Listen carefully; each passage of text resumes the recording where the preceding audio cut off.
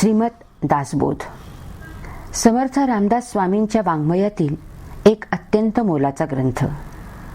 तत्कालीन सामाजिक स्थितीला अनुसरून रोखठोकपणे एका ओघवत्या शैलीत ओवीबद्ध केलेला हा 20 दशकांचा ग्रंथ.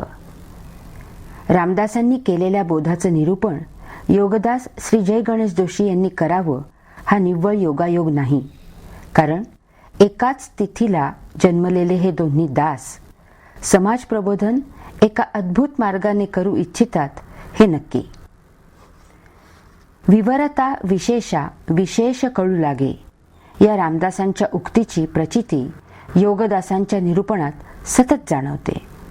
काही वेळेला केवळ 2 ओव्यांचे निरूपण ज्यावेळी 1.5 तास चालते, त्यावेळी योगदासांच्या वाणीतून समर्थ वाणीच आपल्या पुढे अवतरते. रामदासांनी केलेला हा सर्वांगीण बोध अत्यंत सहज सोप्या शैलीत आपल्या अंतःकरणात उतरवण्याचा योग केवळ योगदासांमुळेच साध्य झाला आहे. त्या श्रवण आनंदात सारे तल्लीन होऊन जाऊया. धन्यवाद. हरिओम. दासबोध दशक 7 चतुर्दश ब्रह्मांचा समास 2 ब्रह्मनिरूपण. आजच्या या समासामध्ये 55 ओव्या आहेत आणि या सर्व ओव्यांमध्ये समर्थाने जे काही सांगितलेलं आहे ते तुम्हा सगळ्यांना तोंडपाठ आहे. यामध्ये तुम्हाला माहीत नाही असं काहीही नाही.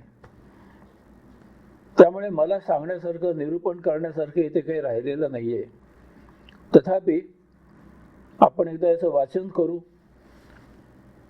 अर्थ समजावून घेऊ. पण त्यात निरूपण करण्यासारखं काही नाहीये आणि तुम्हाला माहीत नाही असं काहीही नाहीये. ओवी क्रमांक 1. श्रीराम. श्री रामप्रभूंना वंदन केलंय. इथे समर्थाने ब्रह्माचे विशेषण सांगितले की ब्रह्म म्हणजे काय. प्रत्येक शब्दाला ते ब्रह्माबद्दल बोलतायत. आता पहा कसं आहे. ब्रह्म निर्गुण निराकार. समर्थ म्हणतायत की ब्रह्म गुणातीत आहे. सत्व रज तम हे जे गुण आहेत ते ब्रह्माला लागू नयेत. ते त्याच्या पलीकडे गुणातीत आहे, निर्गुणी आहे ब्रह्म. निराकार, त्याला आकार नाहीये, रूप नाहीये. ब्रह्म निसंग निर्विकार. ब्रह्माला काही चिकटलेलं नाहीये. करवंटीमध्ये खोबरं सुकलं की कडकड ते वाचतं, करवंटीपासून वेगळं असतं. तसं ब्रह्म इथे जे काही निर्माण झालेलं वस्तुजगत आहे त्याच्यापासून ते अलग विलग आहे. कुठलंही वस्तुजगत त्याला चिकटलेलं नाहीये आणि ते निर्विकार आहे. कुठलेही विकार नाहीयेत त्याच्यामध्ये. आपल्यामध्ये विकार आहेत, सप्तरिपू आहेत, अनेक गोष्टी आहेत. ब्रह्माला असं काही नाहीये. ब्रह्माशी नाही पारावार. ब्रह्म असीम अनंत पसरलेलं आहे. किती पसरलेलं आहे की ब्रह्म याचा अर्थच मुळी पसरणे असा आहे. अनंत पसरलेलं आहे. बोलती साधू अशा प्रकारे जे साक्षात्कारित आहेत, आत्मानुभूती प्राप्त झालेले दार्शनिक आहेत, ते असं सांगतात. ओवी क्रमांक 2. ब्रह्म सर्वास व्यापक. ब्रह्म हे अंतर्बाह्य सगळं काही व्यापून घेतलेलं आहे. इथलं वस्तुजगत, तुम्ही आम्ही सर्व प्राणी जगत याच्या बाहेर जसं ब्रह्म आहे तसं या देहामध्ये सुद्धा, त्या वस्तूंमध्ये सुद्धा ब्रह्म आहे. आत ब्रह्म आहे म्हणून ते वस्तू आहे. बाहेर सुद्धा ब्रह्म आहे म्हणून आपल्यामध्ये पुढे आपण नष्ट होत नाही, आपण एकमेकावर आपटत नाही, संतुलन राखलं जातं. ब्रह्म अनेकी एक. ब्रह्म हे एकमेवा द्वितीय आहे. आणि असं असून सुद्धा संपूर्ण ब्रह्मांडामध्ये जे काही अब्जावधी ग्रहगोल तारे आहेत, त्या ग्रहगोल ताऱ्यांवर जे काही वस्तू जगत आहे, जे काही सजीव निर्जीव आहेत, त्या सगळ्यामध्ये ते एकमेव ब्रह्म व्यापलेलं आहे. ब्रह्म एकच आहे पण ते सगळीकडे व्यापलेलं आहे. ब्रह्म शाश्वत हा विवेक. ब्रह्म हे आदी अनादी आहे. ते शाश्वत आहे, सदा असलेलं आहे. ते कधी नाश होणार नाहीये. हा विवेक आहे. समर्थ म्हणतायत ब्रह्म शाश्वत हा विवेक. ब्रह्म आदी अनादी शाश्वत आहे, सदा असणार आहे. हे जाणणं हेच ज्ञान आहे, हाच विवेक आहे. आणि हा विवेक बाळगून आपण ब्रह्मामध्ये वास्तव्य करायचं आहे. बोलीला शास्त्री असं शास्त्र सांगतं ज्या कोणी आत्मानुभूती प्राप्त झालेल्याने शास्त्र लिहून ठेवलेलं आहे त्यामध्ये ब्रह्माबद्दल हे सांगितलेलं आहे. ब्रह्म अच्युत अनंत, ब्रह्म अढळ आहे, अच्युत ते च्युत होत नाही, अढळ आहे, एका जागी स्थिर आहे, स्थित आहे, अनंत आहे, अमर्याद पसरलेलं आहे. ब्रह्म सदोदित संत, संत सांगतात की ब्रह्म नित्य आहे, स्थिर स्थित आहे, सतत सदा असणार आहे. ब्रह्म कल्पना रहित निर्विकल्प, ब्रह्माची आपण कल्पना करू शकत नाही. त्याचं साधं कारण असं आहे की आपल्याला जे माहीत आहे त्याचाच आपण कल्पना करू शकतो, त्या संबंधी आपण काही कल्पना वेगवेगळ्या करू शकतो, पण कुठेतरी सुता एवढं छोटस धागा आपल्याला कल्पना करायला असाव्या लागतात, तरच आपण कल्पना करू शकतो. मनामध्ये मांडे आपण बरेच खातो, ते सारखं तर्क असतो, पण कल्पना करायला आपल्याला काहीतरी कल्पना सुचायला मूळ काहीतरी सुतासारखं थोडं काहीतरी असावं लागतं. पण ब्रह्माला आपण अजिबात पाहिलेलं नाहीये, ब्रह्म आपण अनुभवलेलं नाहीये, ब्रह्म कसं आहे आपल्याला नक्की माहीत नाही, त्यामुळे आपण त्याच्या संबंधी काही कल्पना करू शकत नाही, कारण ते त्याच्यासारखं तेच आहे. अगदी समजा उद्या आपल्याला ब्रह्म माहीत झालं, आपण साक्षात्कारित झालो आणि आपण सगळ्यांना साक्षात्कारित व्हायचं आहे एक ना एक दिवस नक्की, त्यासाठी हा सगळा अध्यात्माचा अट्टास चाललेला आहे आपला. आणि जरी आपण ब्रह्म माहीत करून घेतलं, ब्रह्माचं दर्शन घेतलं, ब्रह्माची अनुभूती प्राप्त झाली, तरी सुद्धा ब्रह्म हे अनन्य आहे, त्याच्यासारखं अन्य काही नाहीये आणि काही असणार नाहीये. त्यामुळे आपण कल्पना करून ब्रह्माबद्दल काहीतरी वेगळ्या गोष्टी आपण करू शकणार नाही. निर्विकल्प अर्थातच ब्रह्म हे निर्विकल्प आहे, तिथे कुठल्या कल्पना नाहीयेत. ओवी क्रमांक 4, ब्रह्म या दृश्या वेगळे, ब्रह्म शून्यत्वासह निराळे, ब्रह्म इंद्रियांच्या मेळे चोजवेना. ब्रह्मदृश्या वेगळे, इथे जे काही वस्तू जगत आहे त्या वस्तू जगतापेक्षा ब्रह्म काहीतरी वेगळं आहे. तर अदृश्य निराकार अरूप ब्रह्म म्हणजे एक पोकळी आहे, त्याच्यामध्ये काहीही नाहीये. इथे दृश्य जे जे दिसतं त्याच्या प्रकारे ब्रह्म असू शकत नाही, ते एक पोकळी आहे, त्याच्यामध्ये वस्तू जगत आहे. ब्रह्म शून्यत्वासह निराळे, ब्रह्म हे शून्याहूनही शून्य आहे. जे काही तुम्हाला शून्य म्हणून कल्पना असेल त्याच्यापेक्षा त्याच्याहीपेक्षा शून्यहून शून्य आहे. आणि समर्थ मांडा म्हणूनच ते शून्यापेक्षा निराळे आहे. आपली शून्य म्हणून एक कल्पना आहे, ब्रह्म त्याच्यापेक्षा निराळे पूर्णपणे. ब्रह्म इंद्रियांच्या मेळे चोजवेना, इंद्रियांना ब्रह्म अगोचर आहे, ते दिसू शकत नाही. ब्रह्म इंद्रियांच्या मेळे चोजवेना, त्याचं आकलन होऊ शकत नाही, त्याचं ज्ञान होऊ शकत नाही इंद्रियांना. ते इंद्रियातीत आहे, इंद्रियांना ते आकलन होणं शक्य नाहीये. ओवी क्रमांक 5, ब्रह्म दृष्टीस दिसेना, ब्रह्म आपल्याला दिसणं शक्य नाही, ते सूक्ष्म सूक्ष्म आहे. किती सूक्ष्म आहे? सगळ्यात सूक्ष्म ब्रह्म आहे, त्याच्या पलीकडे आणखी सूक्ष्म काही नाही, आपल्या डोळ्याने ते दिसणं शक्य नाहीये. ब्रह्म मूर्खासी असेना, अज्ञानी जे आहेत, ज्यांना आत्मज्ञान नाहीये, त्यांना ब्रह्म कळणं शक्य नाहीये, कारण ते भौतिकाची पूजा करणार आहेत, ते ब्रह्म जाणू शकत नाहीत. ब्रह्म साधू वेण येना अनुभवासी, सद्गुरू जे दार्शनिक आहेत, साक्षात्कारित आहेत, त्यांच्या मार्गदर्शनाशिवाय, त्याप्रमाणे आपण प्रत्यक्ष आचरण केल्याशिवाय ब्रह्म आपल्या अनुभवाला येणार नाही, त्याची अनुभूती आपल्याला मिळणार नाही. ब्रह्म सकळाहून थोर, ब्रह्माचे नाही सार, ब्रह्म सगळ्यांना सामावून घेतलेलं आहे, म्हणून ते सकळाहून थोर आहे. आपण ब्रह्माच्या बाहेर नाही आहोत, कुठलं वस्तू जगत ब्रह्माच्या बाहेर नाहीये. इथे जे जे काही संपूर्ण विश्वामध्ये ब्रह्मांडामध्ये ते ब्रह्माच्या आत आहे, म्हणून ब्रह्म सकळाहून थोर, आपल्याहून ते थोर आहे. आणि ब्रह्म असे नाही सार, एकमेवा द्वितीय ब्रह्म, त्याच्यासारखं दुसरं इथे काहीही नाही. ब्रह्म सूक्ष्म अगोचर ब्रह्मादिकांशी, फक्त मानवालाच किंवा सजीवालाच असं नव्हे, तर ब्रह्मादिकांशी देवदेवतांना सुद्धा ब्रह्म अगोचर आहे, ते त्यांना आकलन होऊ शकत नाही, ते अतिशय सूक्ष्म आहे. ओवी क्रमांक 7, ब्रह्मशब्दी ऐसे तैसे, ब्रह्म हे शब्दातीत आहे, समर्थ म्हणतात. शब्दाने तुम्ही त्यांचं वर्णन नाही करू शकत. उद्या जरी दार्शनिक एखाद्या दर्शन झालं तर त्या दर्शनाचं तो संपूर्ण वर्णन करू शकत नाही, काय ना काहीतरी सांगायचं भरपूर शिल्लक राहील, कारण ती अनुभूती आहे. अनुभूती शब्दामध्ये आपण व्यक्त नाही करू शकत. बोलिले त्याहून अनारिसे, ब्रह्माचं कितीही वर्णन केलं तरी ते वर्णन पूर्ण होत नाही, कारण ते विलक्षण आहे. अनारिसे म्हणतात, अनारिसे म्हणजे विलक्षण, ब्रह्म विलक्षण आहे, किती त्याचं वर्णन करा तरी ते काहीतरी वेगळंच आहे त्याच्याहून. तरी ते श्रवण अभ्यासे पाविजे ब्रह्म. मग ब्रह्म माहित कसं करून घ्यायचं, दर्शन कसं करायचं त्याचं, तर सोपं आहे. मग काय करायचं, सद्गुरूचं श्रवण करायचं, सद्गुरू जे काही सांगतो त्याचं श्रवण करायचं, त्याच्यावर आपण अभ्यास म्हणजे चिंतन करायचं आणि एकाग्र होऊन आत्मानुभूती प्राप्त करायची. एवढाच ब्रह्म प्राप्त व्हायला मार्ग आहे, अन्य इथे मार्ग काहीही नाही. ओवी क्रमांक 8, ब्रह्माचं नाम आहे अनंत. आता बरोबर आहे, ब्रह्म इतकं विलक्षण आहे, अनन्य आहे, ते कशासारखंच नाहीये. आपल्याला जे जे माहिती आहे त्याच्या पलीकडे आहे, त्याच्या अतीत आहे, त्याच्यासारखं अन्य काही नाही.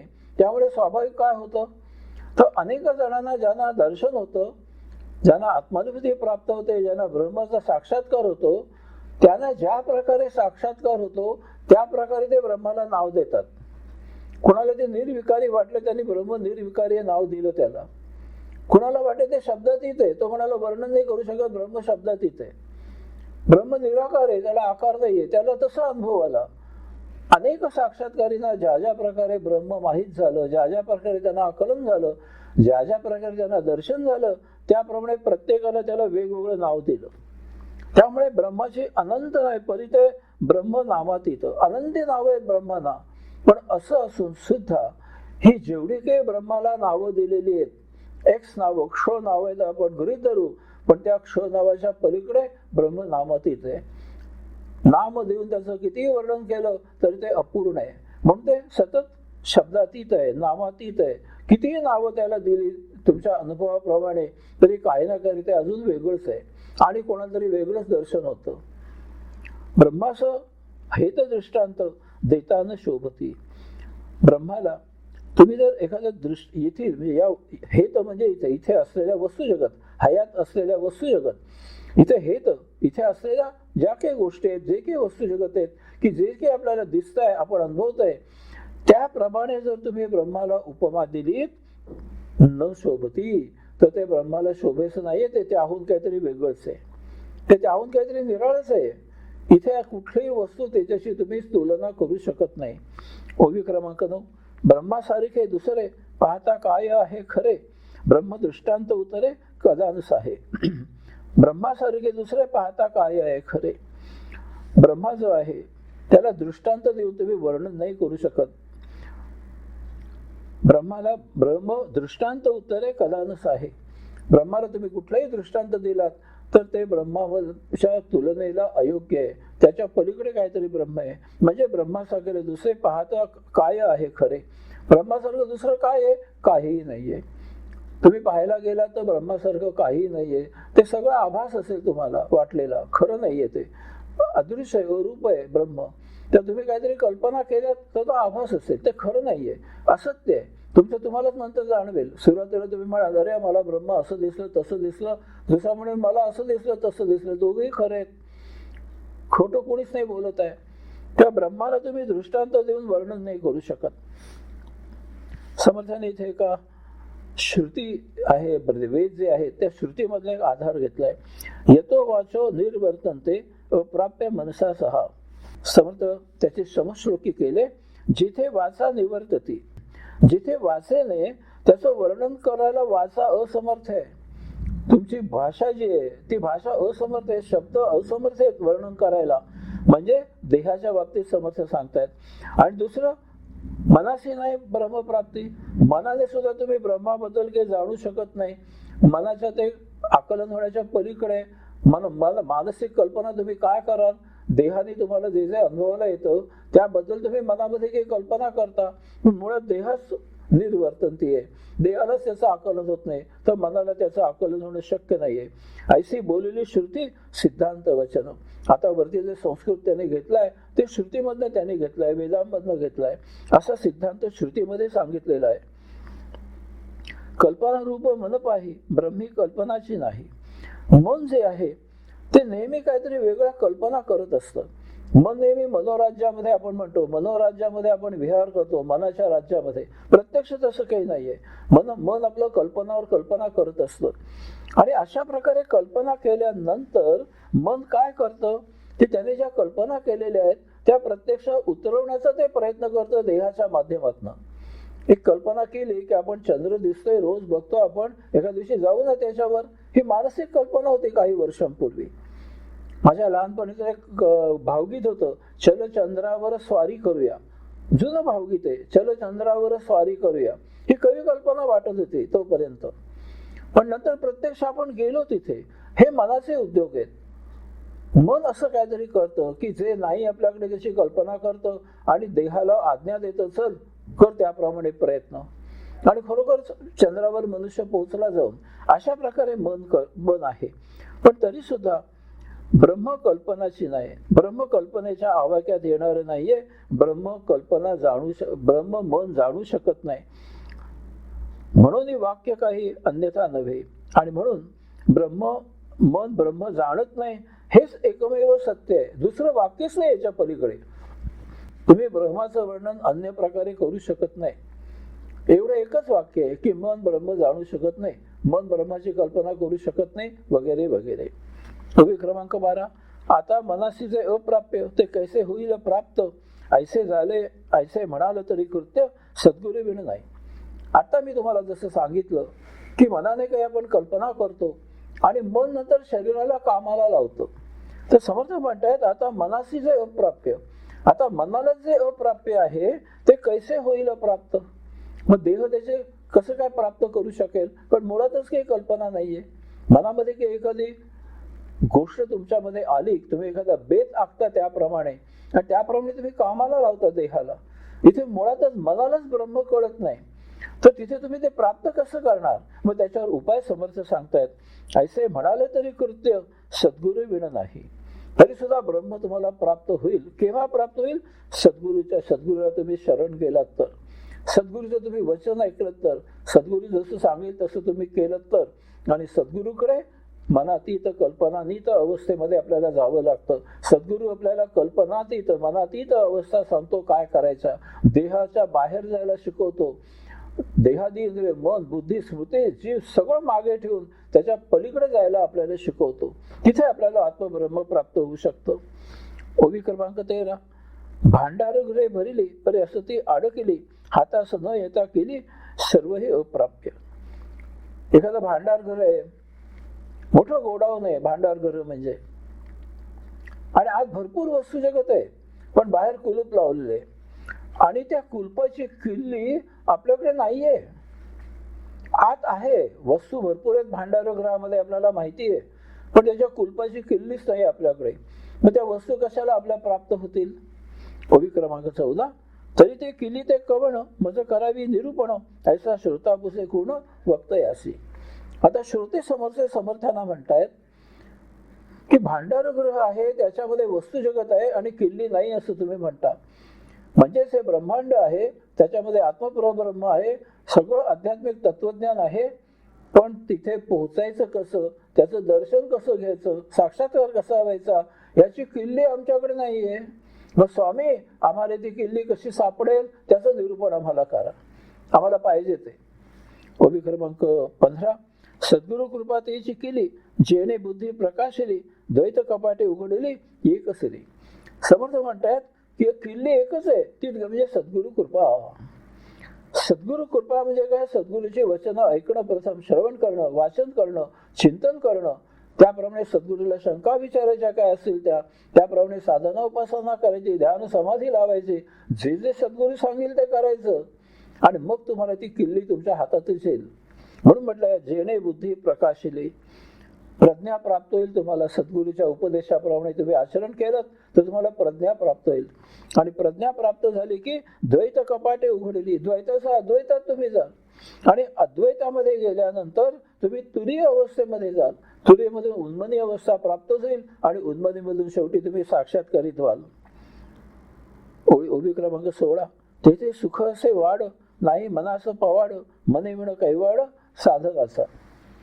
अशा प्रकारे तुम्ही जर उन्मनी अवस्थेमधून साक्षात्कारित झालात तर तेथे सुख असे वाढ, तेथे आनंद अमर्यादे वाढ, अमर्यादे आनंद. तिथे कैवल्यानंद केवळ फक्त आनंद आणि आनंदच आहे, दुसरी काही अवस्थाच नाहीये तिथे. नाही मनास पवाड. हे जे काही तिथे मन जाऊ शकत नाही, मन निष्प्रभ होऊन जातं अशा वेळेला. आणि मन निष्प्रभ होतं, देहादी इंद्रिय निष्प्रभ होतात, म्हणूनच आपण देहातीत अवस्था प्राप्त करतो. आणि मग आपण तिथे जाऊ शकतो की जिथे सुख असे वाढ, फक्त तिथे आनंद आणि आनंद आहे, केवळ आनंद आहे, कैवल्यानंद आहे. मने विण कैवाड साधनाचा एकच उपाय त्याच्यावर की तुम्ही अमन नमन व्हा, मनातीत अवस्था प्राप्त करा, मनाप्रमाणे आचरण करू नका, मनाला संतुलित करा.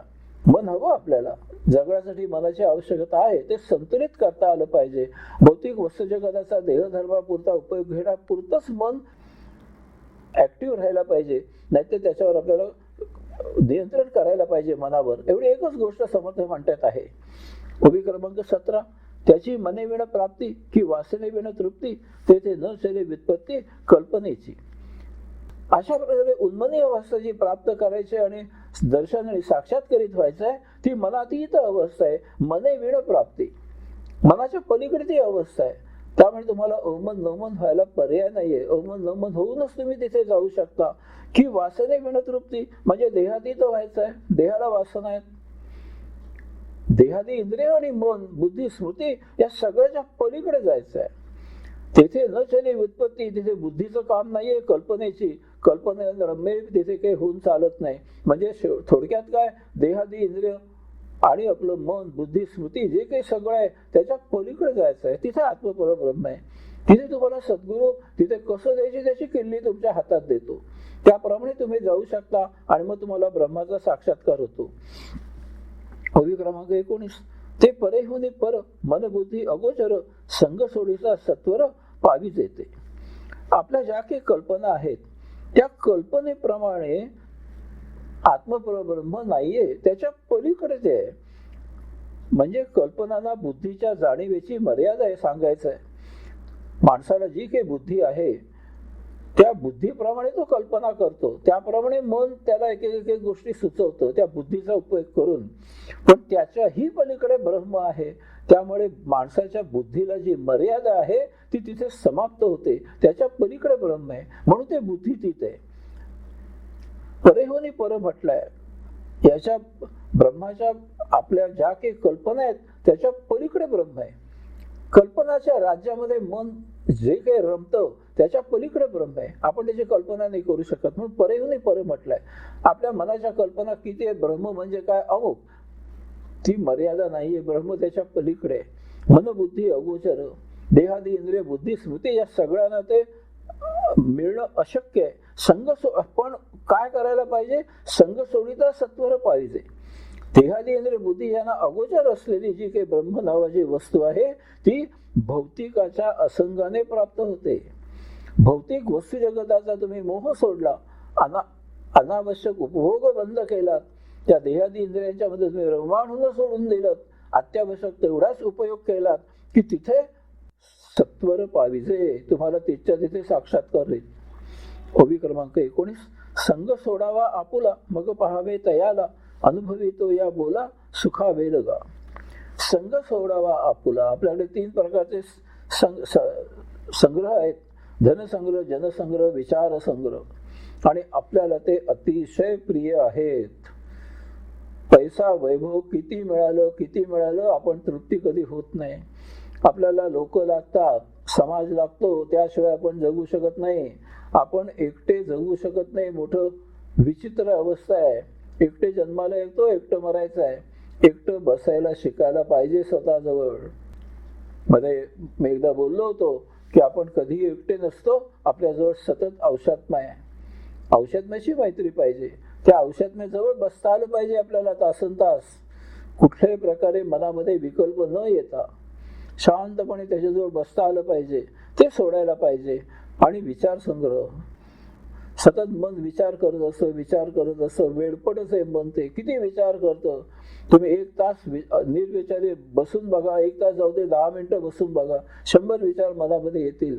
हे 3 संग्रह आपण जर सोडले, संग सोडावा आपुला मग पहावे त्याला, मग त्याचं दर्शन तुम्हाला होईल. अनुभवित तो या बोला सुखावेलगा. त्याला याचा जो काही परम आनंद आहे तो आनंद त्याला अनुभवायला मिळेल. समर्थ म्हणतात सुखावेलगा. तो त्या आनंदामध्ये रममाण होईल. फक्त तुम्ही तेवढं सोडा, तुमचा संघ सोडा. तो संघ सोडलात पहावे तयाला, त्याचं तुम्हाला दर्शन होईल आणि मग त्या दर्शनासारखा परम आनंद नाही. ओवी क्रमांक 20. आपण म्हणजे मी पण म्हणजे जीवपण म्हणजे अज्ञान संघ जडला. आपण स्वतःला काहीतरी समजायला लागलो, मी अमुक आहे, मी तमुक आहे, की झालं जीवभाव निर्माण झाला. जीवभाव निर्माण झाला की देहभाव निर्माण झाला. देहभाव निर्माण झाला की इंद्रियभाव निर्माण झाला. इंद्रियभाव निर्माण झाला की मन बुद्धी स्मृती यांचा कारभार सुरू झाला. आणि म्हणून जीवपण म्हणजे अज्ञान म्हटलं आहे, कारण ते सगळे भौतिकाच्या नादी लागतात. देहादी इंद्रिय बुद्धी स्मृती बाकी हे करत नाही, भौतिक वस्तू जगाचा उपभोग आणि उपभोग घेणं बस, म्हणून ते अज्ञान म्हटलं आहे. झालं. संघ जडायला वेळ किती लागतो? फक्त मीपणा अंगामध्ये आणा, अहंकार सगळं मिळालं तुम्हाला पुढे, तुम्ही सगळे भौतिकात रममाण झाला समर्थ म्हणतात. ओवी क्रमांक 21.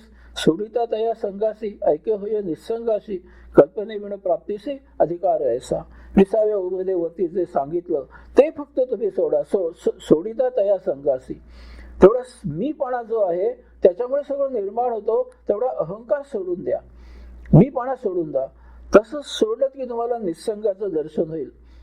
ताबडतोब क्षणार्धात तिच्या तिथे ते चैतन्य आहे जे ऐक्य होय निसंगाशी, त्या चैतन्याशी तुमचं जोग जुळून येईल, त्या परमात्म्याशी योग जुळून येईल. कल्पने विण प्राप्तीसी. सर्वसाधारण काय आहे, मन कल्पना अगोदर करतं आणि देहाला कामाला लावतो. म्हणजे कल्पना करून आपण अनेक गोष्टी मिळवतो. आणि इथे बरोबर उलट आहे, कल्पने विण प्राप्तीसी अधिकार ऐसा. कल्पना तुम्ही सोडून दिल्यात करणं, कल्पनातीत झालात म्हणजे तुम्हाला तो प्राप्त होतो. हे भौतिकाच्या बरोबर विरुद्ध आहे अध्यात्म. ओवी क्रमांक 22.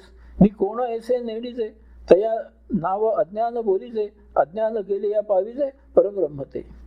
मी कोण ऐसे नेडीचे, नेडीचे म्हणजे न जाणणं. आपण स्वतः कोण आहेत हे न जाणणं, तया नाव अज्ञान बोलीचे, याच्यासारखं अज्ञान नाही दुसरं. आणि मी कोण आहे हे जाणणं, याच्यासारखं ज्ञान नाही दुसरं. अज्ञान गेले या पाविजे परब्रह्मते. तुम्ही जर अध्यात्म प्राप्त केलं, मी कोण आहे हे जर तुम्ही ओळखलं, स्वतःची तुम्ही जर ओळख करून घेतलीत, तेच सर्व ज्ञान आहे. तसं न जाणलं म्हणजे अज्ञान आहे. पण तुम्हाला जर स्वतःची ओळख झाली, तुम्हाला सगळं कळलं. या जगामध्ये तुम्हाला न कळण्यासारखं काही राहिलेलं नाही. स्वतःची ओळख करून घ्या. आणि स्वतःची ओळख म्हणजे आत्मपरब्रह्माची ओळख. तिथेच तुम्ही दार्शनिक व्हाल. ओवी क्रमांक 23. देहबुद्धीचे थोरपण परब्रह्मी न चले जाण, तेथे होत असे निर्वाण अहंभावासी. देहबुद्धीचे थोरपण मोठा देहबुद्धीचे थोरपण याचा अर्थ असा आहे की आपली जी देहबुद्धी आहे त्या देहबुद्धीच्या पलीकडे आपल्याला मोठं होता आलं पाहिजे, देहबुद्धीच्या पलीकडे जाता आलं पाहिजे. ती देहबुद्धी ओलांडून पलीकडे जाता आलं पाहिजे, तर आपण त्याच्यापेक्षा मोठे होऊ. पण आपलं उलट आहे, आपण देहबुद्धीच्या आत आहोत आणि म्हणून परब्रह्मी न चले जाणं, म्हणून परमात्म्याची जाण आपल्याला होत नाही. बघा मी काय सांगितलंय, अगदी छान सांगितलंय. देहबुद्धीचे थोरपणा म्हटलंय. आपण जर देहबुद्धीच्या थोरपणाच्या पलीकडे गेलो, देहबुद्धीपेक्षा थोर झालो, म्हणजे देहबुद्धी सोडून देहातीत अवस्था प्राप्त करू शकलो, तर तो प्राप्त होईल. पण आपण तसे नाही आहोत. आपण देहबुद्धीच्या पलीकडे जाऊ शकत नाही. आपली मजल सरदाची धाव सरडा कुंपणापर्यंतच धावतो. तसे आपण आपल्या देहादी इंद्रिय बुद्धीपर्यंत पळापळ करतो आणि कल्पना करत बसतो. त्या सगळ्या भौतिक असतात. त्याच्या पलीकडे ब्रह्म आहे. म्हणून देहबुद्धीचे थोरपणे जे आहे ते सांडून पलीकडे जाता आलं पाहिजे. देहबुद्धीचं थोरपण नाहीये अजिबात. आपण त्याच्यापेक्षा मोठे आहेत, आपण अवशात आहोत. ही जाण आली तर परब्रह्म दिसेल. पण आपण देहबुद्धीमध्ये अडकलेले आहोत. त्या देहबुद्धीचा थोरपणा आपण मानतो, त्याच्या आत आपण राहतो. परब्रह्मी न चली जाणं, मग परमात्म्याची जाण तुम्हाला होणार नाही, ब्रह्माची जाण होणार नाही. येथे होत असे निर्वाण अहंभावासी. अहंभाव एकदा जर नष्ट झाला तर तुमचं त्या देहाती इंद्रियांच्या पलीकडे निर्वाण होतं. देहबुद्धीचं थोरपण सांडून त्याच्या पलीकडे तुम्ही जाता, त्याच्यापेक्षा थोर आहात तुम्ही. आणि म्हणून सांगितलंय अहंभावासी. तेवढं अहंभाव सोडा. तो सोडलात की तुम्ही सगळं काही मिळवलं. श्रोते हो, योगदासांच्या सहज, सोप्या आणि रसाळ निरूपणाचा आपण आस्वाद घेतच आहोत. विविध आध्यात्मिक विषयांवर त्यांची 50हून अधिक पुस्तकं bookganga.com या संकेतस्थळावर उपलब्ध आहेत. आपण त्यांचाही लाभ घेऊ शकता. धन्यवाद. कवी क्रमांक 24. उच्च नीच नाही परी राया रंग एकची सरी झाला पुरुष अथवा नारी एकची पद. ब्रह्मामध्ये उंच असं काही नाही आणि नीच असं काही नाही. उच्च नीच असं काही नाही. रायाने रंग नाहीये आणि पुरुष नाही आणि नारी नाही. सगळं एकच आहे. तिथे कुठलाही भेद नाहीये. कुठलाही लिंगभेद सुद्धा नाही. समर्थ म्हणतात स्त्री पुरुष असा सगळं एकच आहे. कवी क्रमांक 25. ब्राह्मणाचे ब्रह्म ते सोवळे शूद्राचे ब्रह्म ते ओवळे ऐसे वेगळे आगळे येथे असेची ना. त्या काळात समर्थ सांगतात 450 वर्षांपूर्वीचा काळ कुठे ना कुठे तुम्ही वाचलेला आहे कसा होता. ज्ञानेश्वर माऊलींच्या वेळेला फारच होतं. त्यानंतर जसं जसं समर्थांच्या वेळेला त्या काळात समर्थ सांगतायत की ब्राह्मणाचं सोवळं आणि इतरांचं सोवळं शूद्राचं यात भेद नाहीये. सोवळं ओवळं असं काहीही नाहीये. सगळे शुद्ध आहेत. फक्त ब्राह्मण शुद्ध आहे शूद्र अशुद्ध आहे तसं नाहीये. ब्रह्माच्या इथे काहीही चालत नाही. ऐसे वेगळे आगळे तेथे असेची ना. तेथे कुठल्याही प्रकारचा भेद नाहीये. सगळं समान आहे. त्या काळात समर्थ सांगतायत. लक्षात घ्या. ओवी क्रमांक 26. उंच ब्रह्मते रायासी नीच ब्रह्मते परिवारासी ऐसा भेद तयापाशी मुळीच नाहीये. ब्राह्मणाला किंवा राजाला किंवा जे काही विद्वान पंडित स्वतःला समजतात त्यांच्यासाठी ब्रह्म वेगळं आणि प्रजा त्यांच्यासाठी वेगळं. राजाला वेगळं प्रजेला वेगळं असा ब्रह्मामध्ये भेद नाहीये. ब्रह्म एकच आहे. ते सगळ्यांना सारखं आहे. ते सगळ्यांना प्राप्य आहे. ओवी क्रमांक 27. सकळाशी मिळवणं ब्रह्म एक तेथे नाही हे अनेक रंक अथवा ब्रह्मादिक तेथेची जाती. ब्रह्म एकच आहे. त्यामुळे कुणीही इथून त्याला जरी जायचं असलं तरी तो एकाच ठिकाणी जातो. ब्रह्म वेगवेगळं नाहीये कोणासाठी. कोणी राव असू दे नाही तर रंक असू दे दोघेही एकाच ठिकाणी शेवटी लय पावणार आहेत. श्रीमंती तिथेच जाणारे गरिबी तिथेच जाणारे राजा तिथेच जाणारे प्रजा सुद्धा तिथेच जाणारे. ब्रह्मादिकामध्ये कुठलाही भेद नाहीये. शेवटी तुम्हाला एकाच परब्रह्मामध्ये विलीन व्हायचं आहे. जे भेद आहे ते तुम्ही निर्माण केलेले इथे पृथ्वीवर भेद आहेत. ब्रह्माच्या इथे भेद नाहीयेत. ओवी क्रमांक 28. स्वर्ग मृत्यू आणि पाताळ तिन्ही लोकीचे ज्ञाते सकळ सकळाशी मिळवणं एकचे स्थळ विश्रांतीचे. बघा समज काय सांगतात. स्वर्ग मृत्यू पाताळ तुम्ही नरकात असा स्वर्गात असा नाही तर मर्त्य लोकी असा. आता या तिन्ही ठिकाणी भौतिकामध्ये भरपूर भेद आहे. नरकामध्ये तर यातना यातना आहेत. स्वर्गामध्ये सुखच सुख आहे आणि मध्ये जे मर्त्य लोक आहेत तिथे सुख दुःख दोन्ही आहे.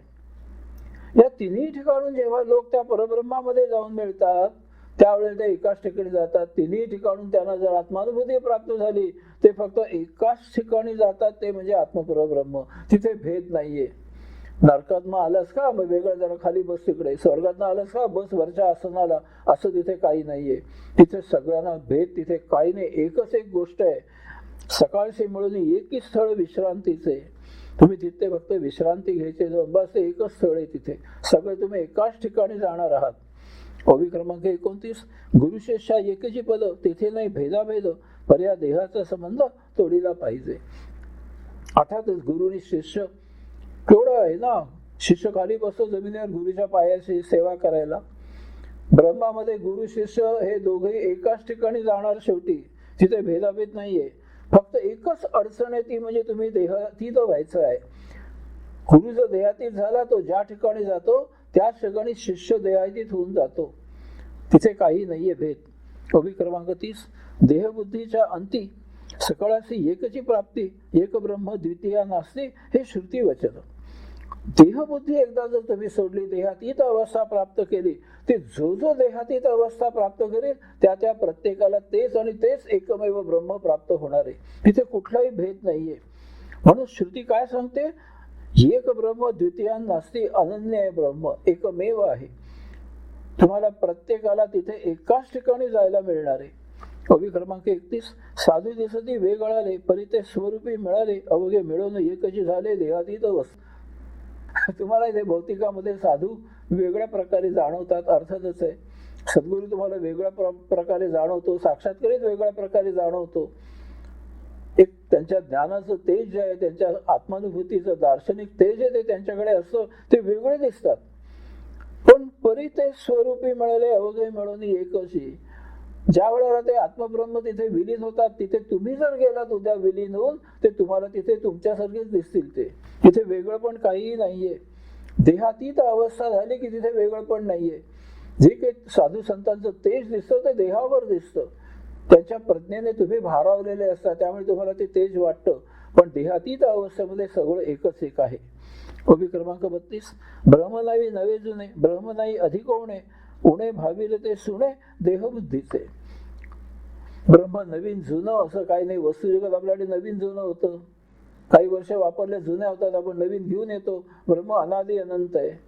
अनादि अनंत आहे तसंच आहे, त्यात काही अधिक नाही आणि उण नाहीये. अधिक आणि उण नाहीये याचा अर्थ सागरामधून लाटा किनाऱ्यावर येतात, त्या परत जातात. का तर सागर तसाच राहतो. लाट आली किनाऱ्यावर तो कमी होत नाही, आणि लाट पुन्हा सागरात जाऊन मिळाली म्हणून तो जास्त होत नाही. इथे कमी जास्त काहीही नाहीये, सदा सारखं आहे. म्हणून पूर्णमिदम जो श्लोक आहे तो त्यासाठी आहे. पूर्णातून पूर्ण काढून घेतलं तरी मागे पूर्णच उरतं. असे ब्रह्म आहे. उणे भाविले ते सुणे देहबुद्धीचे. जिथे तुम्हाला तिथे काही कमी जास्त झाल्यासारखं वाटतं, ती समर्थ म्हणतात कुत्र्यासारखी देहबुद्धी आहे. सुणे म्हणजे शब्द वापरलाय, सुणे म्हणजे कुत्रा. ज्याला ब्रह्मामध्ये कमी जास्त दिसतं, ज्याला ब्रह्मामध्ये भेदाभेद दिसते, त्याची कुत्र्यासारखी बुद्धी आहे समर्थ म्हणतात. तो माणूस म्हणायच्या सुद्धा लायकीचा नाहीये. ओबी क्रमांक 33. देहबुद्धीचा संशय करी समाधानाचा क्षय, सुखे समाधाना समयो देहबुद्धीची. देहबुद्धीचा संशय कल्पनेचा आहे. ही कल्पना आहे. शेवटी तुम्हाला देहामध्ये जो काही तुम्हाला संशयास्पद मन होतात, ते तुमच्या मनाचे खेळ आहेत. प्रत्यक्ष असं इथे काही नाही. समाधानाचा क्षय, तिथे तुमच्या समाधानाचा नाश होतो. तिथे तुम्ही तृप्त राहणं सोडून देता, कारण देहबुद्धी आहे, मनाची बुद्धी झाली. कुठेतरी तुम्हाला भेदाभेद दिसते, मग ते भेदाभेद दिसले की तुम्हाला वाटतं सर्वात उत्तम ते मला पाहिजे. झाली सुरुवात असमाधानाला. सुखे समाधान समयो देहबुद्धी योगे. अशा प्रकारे संपूर्ण जीवन तुमचं तसंच जातं. सगळं आयुष्य तुम्ही तसंच जगता, आणि शेवटी मरायची वेळ येते, त्यामुळे पुन्हा पुनर्जन्म घ्यावा लागतो, कारण संचित साधलं जातं. भेदाभेद करू नका समर्थ सांगतात. भेदाभेद हा बुद्धीचा आहे, इंद्रियांचा आहे, तुमच्या मनाचा आहे. प्रत्यक्ष ब्रह्मामध्ये भेद असं काहीही नाहीये, सगळं समान आहे. पण हे सगळं कळेपर्यंत देह पतन व्हायची वेळ येते, त्यामुळे पुन्हा जन्म घ्यावा लागतो. पुनर्जन्मात ते पुन्हा तेच करता, पुन्हा तेच करता. अरे आमच्याकडे ती वस्तू आहे, माझ्याकडे नाही, चला आणा. मग काय पाहिजे? पैसा पाहिजे, मिळवा. सरळ मार्गाने मिळत नाही, वाम मार्गाने मिळवा. झाली सुरुवात. आपल्याला काय करायचं आहे? अमुक कसा वागतो, तमुक तसा वागतो, आपलं कसं वागायचं आपण पाहावं. हा जो भेद येतो हा मानसिक आहे. दुसऱ्याचं काहीतरी चांगलं वाटतं आपल्याला, आणि आपल्याला तेवढे गौण वाटतं, हे मानसिक आहे. आपल्याकडे जे आहे माझी श्रीमंती आहे, बस मी त्याच्यामध्ये आरामात मजेत राहीन, हाच भाव पाहिजे. तिथे तुमचं समाधान चुकणार नाही. पण तसं नाही केलं, चुके समाधान समयो देहबुद्धी योगे, तिथे तुमचे समाधान तृप्ती नष्ट होते आणि देह पतन व्हायची वेळ येते. पुन्हा पुनर्जन्म घ्यावा लागतो. त्या जन्मी पुन्हा तेच, त्या जन्मी पुन्हा तेच, जन्मजन्मी हेच. ओबी क्रमांक 34. देहाचे जे थोरपण त्याचे देहबुद्धीचे लक्षण मिथ्या जाणून विचक्षण निंदती देह. देहाचं जे थोरपण आहे किंवा देहबुद्धीची लक्षणं आहेत, मिथ्या जाणून विचक्षण ज्ञानी लोक जे आहेत, ती सगळी ती मिथ्या असं जाणतात. बघा, देहबुद्धीचा थोरपणा, देहाची उत्तम लक्षणं देहाच्या दृष्टीने जी आहेत ती मिथ्या आहेत असं ज्ञानी जाणतात, त्याची ती निंदा करतात, आणि त्यामुळे ते देहातील अवस्था प्राप्त करू शकतात. तुम्ही देहाला जर थोर मानलं, देहाच्या इंद्रियांचं जे काही आहे त्याला तुम्ही जर लक्षणं त्यांची चांगली आहेत म्हणालात, तर त्याप्रमाणे तुम्ही वागाल. पण जो ज्ञानी आहे तो याची निंदा करतो, आणि म्हणून तो त्याच्या पलीकडे जाऊ शकतो. एरवी ते शक्य नाही. देह पावे जवरी मरण, तवरी धरी देहाभिमान, पुन्हा दाखवे पुनरागमन, देहबुद्धी मागुती. परंतु असं नसल्यामुळे जे पावे जवरी मरण येईपर्यंत देहबुद्धी आपली तशीच राहते. देहाबद्दल आकर्षण तसंच राहतं. देहाचा अभिमान असतो आपल्याला, मी म्हणजे कोण, वा हे कुठपर्यंत? पुन्हा दाखवी पुनरागमन. देह मरेपर्यंत हे टिकून राहतं, हे पुन्हा पुनरागमन होत राहतं. देह बुद्धी मागुती. देहाचं जोपर्यंत तुम्ही देहातीत अवस्था प्राप्त करत नाही, देह क्षुद्र आहे.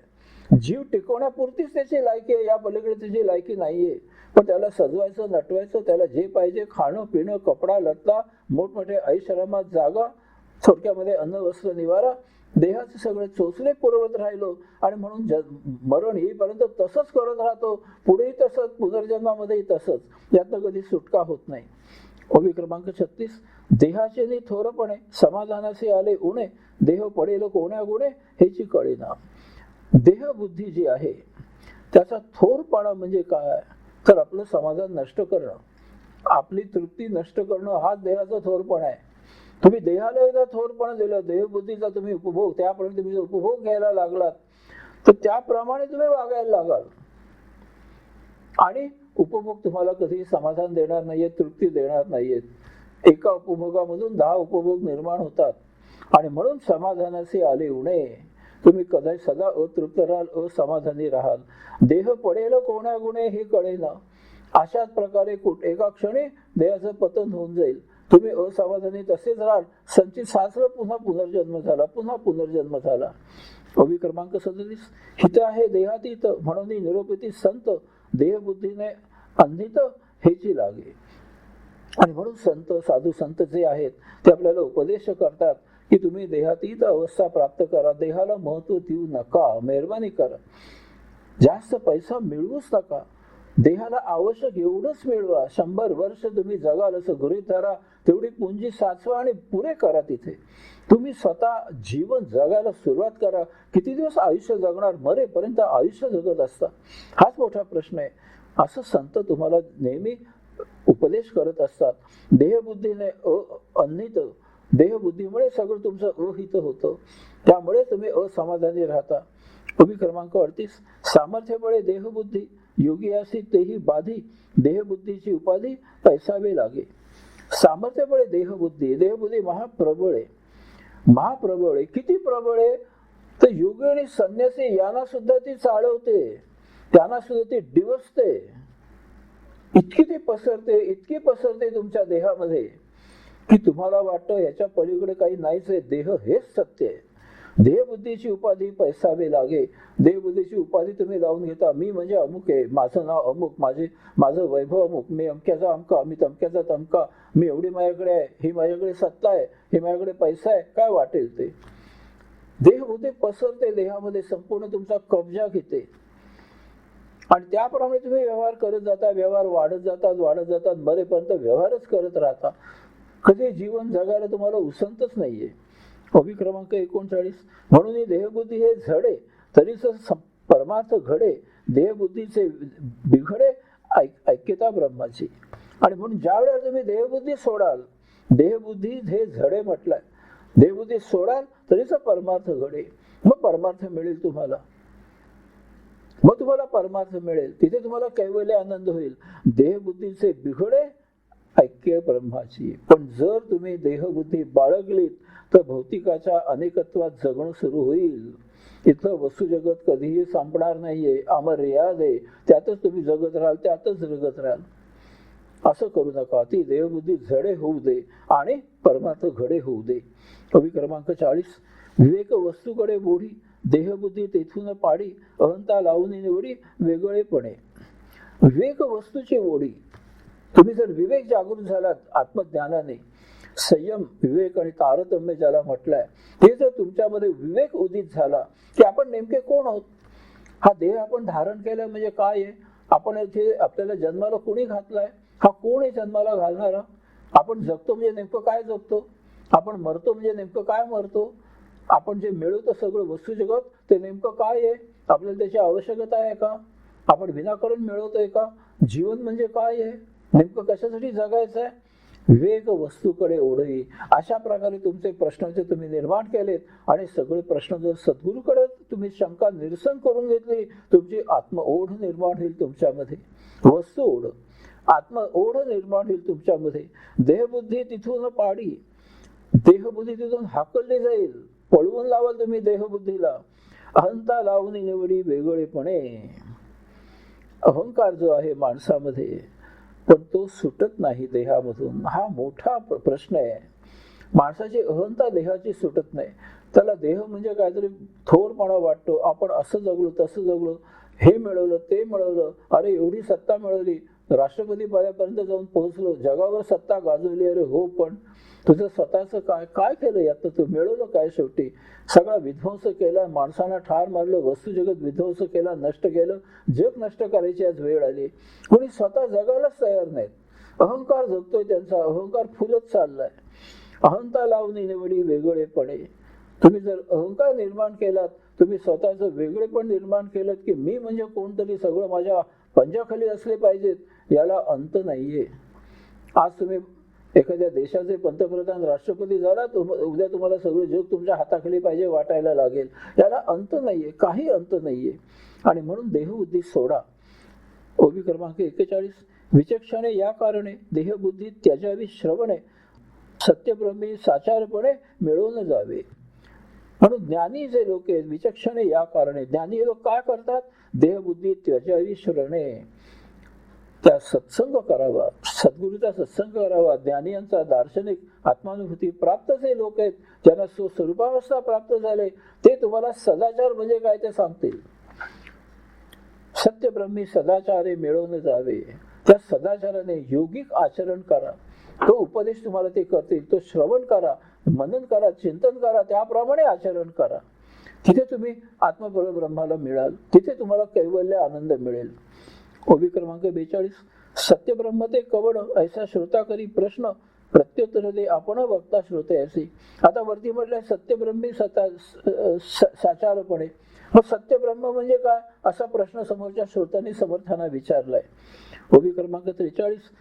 म्हणे ब्रह्म एकची असे, परिते बहुविध भासे, अनुभवे देही अनारसे नानामती. समर्थ सांगतायत की ब्रह्म एकची असे, ब्रह्म एकमेव द्वितीय आहे, अनन्य आहे. पण तरी सुद्धा परिते बहुविध भासे, आपल्याला ते त्याच्यामध्ये अनेक विकार विकार विकार दिसतात. त्या प्रत्येक विकाराप्रमाणे त्याला आपण नावं द्यायला लागतो. विचित्रच आपण. अनुभव देही अनारसे नाना मते. मनाला बुद्धीला ब्रह्म वेगवेगळ्या प्रकारे जाणवतो, त्याप्रमाणे त्याला नावं दिली जातात. ब्रह्म एकच आहे खरं म्हणजे. पण प्रत्येक जण त्याच्या अनुभूतीप्रमाणे त्याला नावं देतो, प्रत्येक जण त्याच्या बुद्धीप्रमाणे नावं देतो, आकलन शक्तीप्रमाणे नावं देतो. आणि ब्रह्म अनेक असल्यासारखं भासतं आपल्याला, पण तसं नाहीये. ब्रह्म एकच आहे, त्याला अनेक नावं दिलेली आहेत. ओबी क्रमांक 44. जे जे जया अनुभवले त्याची तयासी मानले, तेथेची त्याचे विश्वासले अंतःकरण. याला जशी अनुभूती आली त्याप्रमाणे त्यानं नावं दिली ब्रह्माला. अनंत अनंत नावं दिली गेली ब्रह्माला. तिथे त्याचं अंतःकरण विसावलं, त्याप्रमाणे तो म्हणाला ब्रह्म असा आहे. समाधी लागली, दर्शन झालं आणि तो त्या भावावस्थेमध्ये विसावला, शांत झाला, मुक्त झाला. आणि त्याप्रमाणे ती अनुभूती जी काही आहे ती विथान झालं, त्याने त्याप्रमाणे त्याला नाव दिलं. अशी अनेक नावं ब्रह्माला आहेत. आता समर्थाने इथे नावांची यादीच दिली. ती यादी आपण वाचायचे. सगळं तुम्ही म्हटलं ना मगाशी, तुम्हाला सगळं पाठ आहे. या समासामध्ये मला सांगण्यासारखं काही नाही. या अगोदर तुम्हाला हे सगळं पाठ आहे. आता समर्थाने जी यादी दिली ती त्यांची पद्धत लिहायची. याद्याच्या याद्या समर्थ देतात, आपण पाहिल्यात अनेक याद्या. तसं ब्रह्माच्या नावांची आता यादी समर्थ देतात. ब्रह्म नामरूपी नानरूपातीत असोनी नामे बहुत, निर्मळ निश्चळ निवांत निजानंद. ब्रह्म हे नामरूपातीत आहे, ते अनाम आहे खरं म्हणजे. त्याला भरपूर नावं आहेत. ते निर्मळ आहे, ते मलिन होऊ शकत नाही, निश्चळ आहे, स्थिर आहे, निवांत स्थित आहे, निजानंद स्वानंद आहे, ते स्वानंदी आहे, स्वच्छंदी आहे. ओबी क्रमांक 46. अरूप अलक्षण अगोचर. ब्रह्माला रूप नाहीये. अलक्ष म्हणजे अदृश्य आहे, अगोचर, आपल्याला ते जाणता येत नाही. अत्युच्च आढळ आहे, अनंत अमर्याद पसरलेलं आहे, अगणित आहे, अपरंपार, त्याचा पार लागत नाही. अदृश्य, डोळ्याने दिसत नाही आपल्याला. अतर्क, तर्काच्या पलीकडे आपण त्याचा तर्क करू शकत नाही. अपार, ब्रह्म ओलांडून आपण पलीकडे जाऊ शकत नाही. अशी भरपूर नावं आहेत. ओबी क्रमांक 47. नादरूप ज्योतिरूप. ब्रह्म ओंकार रूप आहे, नाद आहे त्याला, ज्योती रूप आहे, ती एक ज्योत आहे, परब्रह्म परम ज्योतीची ज्योत आहे. चैतन्य रूप सदा चैतन्यमय आहे. सत्ता रूप सर्वोच्च सत्ता आहे त्याची ब्रह्माची. इथे ब्रह्माच्या सत्तेच्या पलीकडे आणखी कोणाची सत्ता नाही. साक्ष रूप ब्रह्म सगळ्याला साक्षी राहतं. सा विरक्ता म्हणतोय कृष्ण. स्वस्वरूप ऐसी नामे, त्याचं स्वतः रूप काय आहे आपल्याला थांग पत्ता लागत नाही, ते त्याचं त्यालाच माहिती.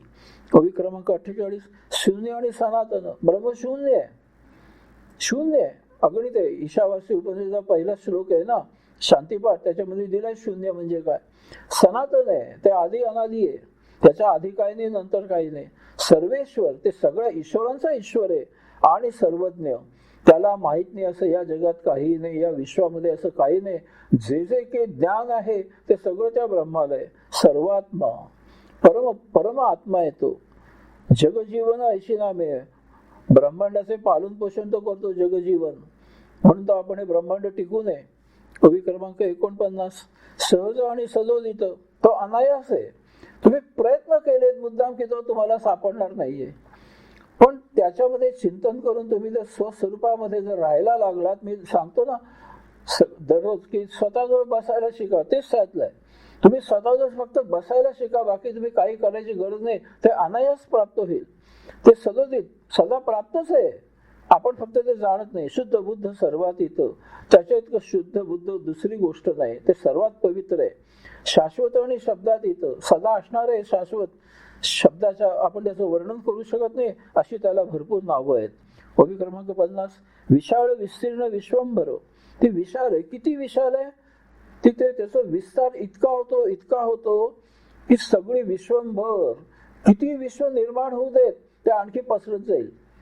आणखी विश्व निर्माण झाली, आणखी पसरत जाईल, अमर्याद पसरतो. विमळ वस्तू व्योमकार, ते विमळ आहे, त्याचे मलिन होत नाही, आणि तो ओंकार आहे, ध्वनिरूप आहे. ओंकार त्याच्यामध्ये निर्माण झालेला आहे. आत्मा परमात्मा परमेश्वर सगळी नावं त्याचीच आहेत. कवी क्रमांक 51.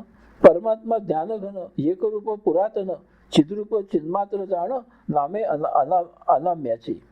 परमात्मा ज्ञानघन आहे, ज्ञानाने भरलेला आहे. त्याच्या पलीकडे आणखी ज्ञान काय नाही. तुम्हाला परमात्मा प्राप्त झाला, तुम्हाला या विश्वामध्ये सगळं ज्ञान प्राप्त झालं. एकरूप पुरातन, आधी अनादी आहे, चिद्रूप परम आहे, चिन्मात्र सत्य आहे, अशी त्याची अनेक नावं आहेत. कवी क्रमांक 52. ऐशी नामे असंख्यात, अशी त्याला अनेक नावं आहेत. बरे तो परमेश्वर नावातीत असं असून सुद्धा या नावामुळे जे काही आपण आता यादी पाहिली, त्याच्या पलीकडे आणखी यादी असू शकेल. त्याच्यामधून त्याचं जे वर्णन तुम्हाला आकलन होईल, त्याच्या पलीकडे तो अजून आहे. त्याचं सगळं वर्णन करणं शक्य नाही. त्याचा करावं निश्चयात ठेविले नामे. आपल्याला समजावं म्हणून त्याची नावं आपल्याला सांगितलेली आहेत. त्याच्याबद्दल थोडी काल कल्पना यावी, ते काय आपल्याला कळावं म्हणून त्याला ही नावं दिलेली आहेत. प्रत्यक्ष त्याची अनुभूतीच घ्यावी लागते. तुम्हाला ते पूर्णपणे जाणणं शक्य नाहीये इतर कुठल्या मार्गाने. प्रत्येक अनुभूतीच घ्यायला पाहिजे त्याची. मी नेहमी सांगतो तसं, तहान लागली, पाणी प्यायलं म्हणजे काय केलं, तहान भागली कशी, अनुभूती घ्यायची, वर्णन नाही करतायत. कवी क्रमांक 53. तो विश्रांतीचा विश्राम, आदी पुरुष आत्माराम, ते एकची परब्रह्म दुसरे नाही. तुम्ही जर मुक्त झालात तर विश्रांती विश्रामाचा विश्राम येतो. आता तुम्हाला कुठेही जायचं नाहीये, मुक्त झालात, परमात्म्यामध्ये विलीन झालात, सायुज्य मुक्त नाही, मुक्त झालात, म्हणून तो विश्रामाचा विश्राम म्हटलाय. आदी पुरुष आत्माराम, तो अनादी अनंत आहे, त्याला पुरुषोत्तम नाव दिलेले आहे, परमात्मा आहे, ते एकची परब्रह्म दुसरे नाही. इथे अन्य दुसरं परब्रह्म नाही, अनन्य आहे. कवी क्रमांक 54. त्याची कळा या कारणे 14 ब्रह्मांची लक्षणे, सांगी जेली तेने श्रवणे निश्चय वाढे. आणि म्हणून समर्थ म्हणतायत की ब्रह्माची अशी अनेक प्रकारे मी जरी तुम्हाला आता माहिती दिली, त्या ब्रह्म तुम्हाला कळावा, त्याची लक्षणं तुम्हाला माहीत व्हावीत. आणि म्हणून बृहदारण्य उपनिषदामध्ये 14 ब्रह्म सांगितलेली आहेत. ही 14 ब्रह्म जी आहेत ती आता मी तुम्हाला पुढील समासामधून सांगणार आहे. त्याचं श्रवण करा, निश्चय करा की होय मी ते समजावून घेईल, मी तुम्हाला ते समजावून देणार आहे. ओवी क्रमांक 55. खोटे निवडिता एकच रे, उरले ते जाणीचे खरे, 14 ब्रह्मे शास्त्राधारे बोलीचे ते. तुमच्या आजूबाजूला जे अयोगिक आहे, त्या अयोगिकाचा तुम्ही जर त्याग केलात तर आपोआप योगिक व्हाल तुम्ही. खोटे निवडिता एक सरे उरले ते जाणीचे खरे. तो योगिक तुम्ही सोडून द्यायचा आहे.